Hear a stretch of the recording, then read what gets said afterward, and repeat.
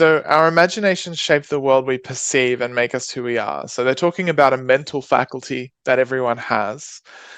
Um, these extremes of imagination are intriguing. They're saying, I don't know which ones they're talking about, it must be something previous to the sentence, but they're kind of saying that extreme imaginative states, if people use their minds in exaggerated ways to imagine, that those are interesting.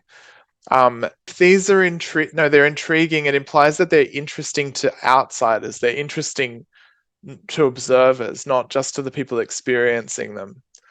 So a better grasp of what is going on in the brains of people who experience extremes. So that is understanding better what, for example, someone who's taken hallucinogenic drugs is experiencing in their brain, or if someone has natural imaginative ability, finding out how their brains work when they're imagining, doing that could help to discover more about mental imagery and emotion and mental health. So when they say tease out the role of, they mean find out more about how this affects our emotion and our mental health. How does imagination affect these things? Rule out would be to exclude. So to rule out mental imagery in emotion and mental health would be say that it's not relevant. And I don't think that they're trying to decide that. I think they've assumed it is interesting and they want to find out exactly how it has an effect on these things. So in this case, these extremes of imagination are intriguing. And from context, because in the next sentence they talk about a better grasp of this, that is understanding this better, they're implying that it's intriguing or interesting for researchers or maybe for humans who are interested in psychology, so for outside observers rather than for the people themselves who are experiencing that. It's I guess interesting is a bit cool, intriguing is a bit maybe extra interesting. It could be like that, or it could also just be, oh yeah, that's interesting.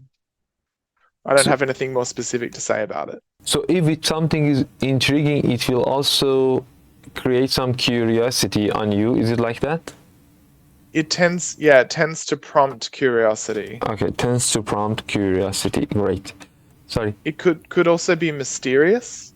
Oh, intriguing, you mean? Yeah. So there's a sense that we don't yet know, but we would like to know what's going on there. Interesting is certainly about getting our attention, but it's not quite the same implied level of engagement. So, okay. It's something that is possible that is also very, very interesting. Mm. So if someone said to you, it's possible that um, the I don't know. Yeah. Yeah, so that would be an intriguing possibility.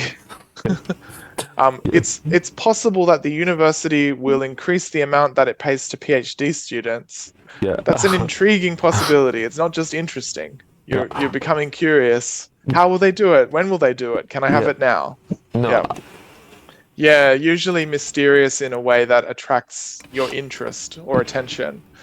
So if someone says that someone else is intriguing, then then they're not exactly attracted to them in a romantic way, but they're interested in them and knowing them better and understanding how their mind works. Mm. So, Yeah. okay, if someone has a charisma, for example. If someone has charisma, it might just be that you enjoy being around them. You don't need to discover more about them, but it could also mean that they're intriguing. Also, sometimes people will talk about others as intriguing when what they really mean is attractive. So that person is attractive to me, or they're charismatic, but they might be not quite willing to say that. They might just say that they're curious about them. Mm.